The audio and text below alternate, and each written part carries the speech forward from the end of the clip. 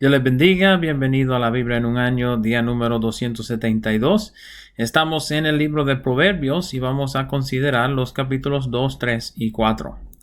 Proverbios 2 incluye palabras de Salomón a un personaje llamado hijo mío, lo cual probablemente sea un término general más que la implicación de un hijo en particular. Recuerden que Salomón tuvo 700 esposas y 300 concubinas, según Primera de Reyes 11:3, y probablemente una gran cantidad de hijos. Sus palabras aquí entonces tienen la intención de ser un guía para todos sus hijos.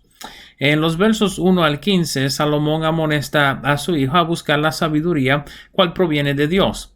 Noten la repetición en el verso 5 del principio de la sabiduría, siendo el temor de Jehová.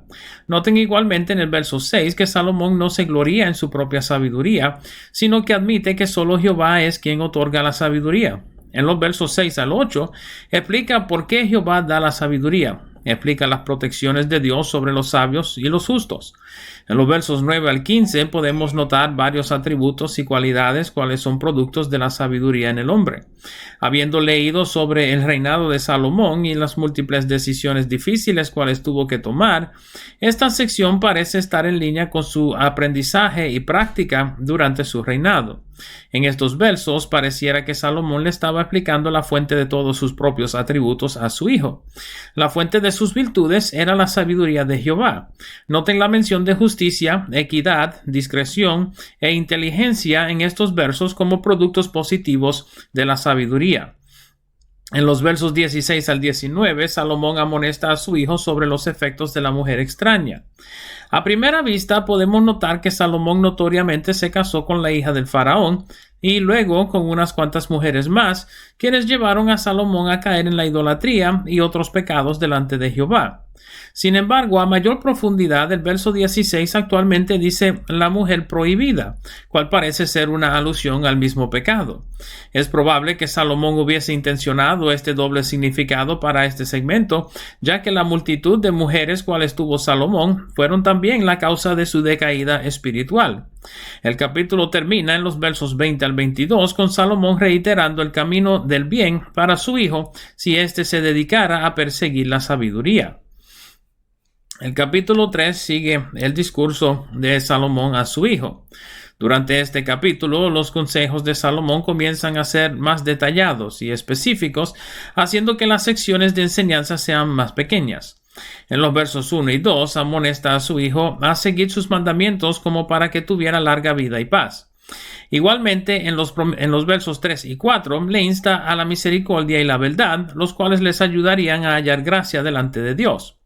En los versos 5 al 8, Salomón le amonesta a su hijo sobre la soberbia, diciéndole que no debiera enaltecerse, sino reconocer a Dios en todas sus circunstancias. Noten el verso 6, donde Salomón le dice a su hijo que el reconocer a Jehová enderezaría los caminos de su hijo. Le exhorta a temer a Jehová y apartarse del mal.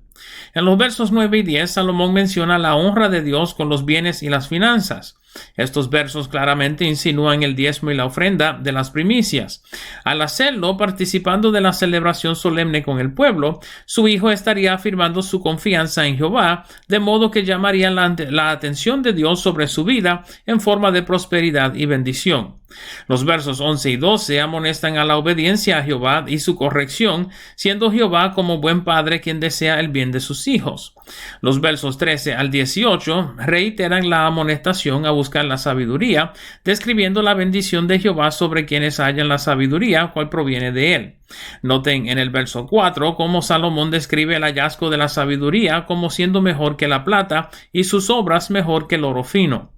Esta frase es interesante por cuanto a la plata no se le atribuía valor durante los días de Salomón por la cantidad de oro que había en Israel. Pueden ver Primera de Reyes capítulo 10 verso 21. Su punto era que la sabiduría era más preciosa que la plata y aún el oro en su reino. Deben notar el uso del término árbol de vida en el verso 18 para describir la sabiduría. Aunque probablemente no es una referencia al árbol de la vida en el huerto del Edén, Salomón reconoce los beneficios de la sabiduría en prolongar la vida. Esto sucedía mediante mejor salud, paz política y prosperidad.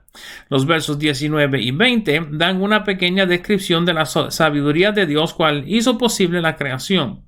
Explica la sabiduría y la inteligencia de Dios en formar el ciclo de las aguas sobre la tierra, aunque se debe notar que este no era el diseño original de la creación, sino que las aguas subían de la tierra y regaban el huerto, según Génesis capítulo 2, versos 5 y 6. Los versos 21 al 26 instan de nuevo a la sabiduría, explicando que la sabiduría traería paz y confianza. Noten en el verso 24 la referencia al acostarse en paz y sin temor. Recordarán algunos de los salmos de David, en los cuales se explicaba que el sueño le huía por motivo de sus angustias. Salomón aquí dice que la sabiduría traería paz a la conciencia, de modo que pudiera descansar sin temor de pavor repentino. El salmo termina en los versos 27 al 35 con instrucciones sobre el hacer el bien el bien mientras tuviera oportunidad. Estos versos contienen instrucciones simples como hacer el bien hacia los demás, no retener lo de otro cuando lo pidan, no planificar el mal contra el vecino quien en él confiara, y de no contender con cualquier hombre sin motivo justo. Los versos 31 y 32 describen el derramamiento de sangre inocente como abominación a Jehová. Esto también se afirma luego en el capítulo 6. Noten el impacto de la teología de retribución en los versos 33 al 35. El capítulo 4 comienza una amonestación a hijos, plural, lo cual ha hecho que algunos piensen que las palabras de los primeros capítulos actualmente eran dirigidas a Roboam, quien tomaría el lugar de Salomón como rey de Israel. Sin embargo, debemos notar el resto de la oración en el verso 1, la enseñanza de un padre, cual Salomón deseaba compartir con su hijo. No era su propio consejo para su hijo, sino el consejo de su propio padre hacia él. Noten el verso 3, cual describe a Salomón como unigénito hijo de David y Betsabé. Pareciera por el narrativo de la Biblia que David y Betsabé tuvieron actualmente 3 hijos juntos, pero tanto el primero como el tercero murieron en su infancia. Debemos notar que al menos los versos 4 al 9 son las palabras de David hacia su hijo Salomón. Las palabras de David, según contadas por Salomón, nos hablan acerca del papel de David como padre en la crianza de Salomón en el temor de Jehová y la búsqueda de la sabiduría. En los versos 10 al 27 se presume que Salomón vuelve a tomar en la narración, ofreciendo consejos a sus propios hijos sobre el consejo de los inicuos y la necesidad de buscar la sabiduría. En los versos 10 al 19, Salomón aparentemente le exhorta a su hijo a prestarle atención a sus palabras y a buscar la sabiduría para evitar el camino de los malignos. Noten la manera en la cual Salomón describe el camino de los malos a su hijo y luego lo contrasta con el camino de los rectos y los justos. Noten los versos 18 y 19, cuales utilizan luz y tinieblas para describir la justicia y la maldad. El capítulo termina en los versos 20 al 27 con la amonestación de Salomón a su hijo de ejercer dominio propio y guardar su corazón y su espíritu de las influencias del mal.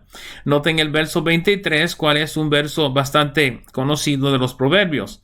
El concepto del corazón en el Antiguo Testamento no es solamente el órgano, sino de todos los pensamientos y las emociones internas.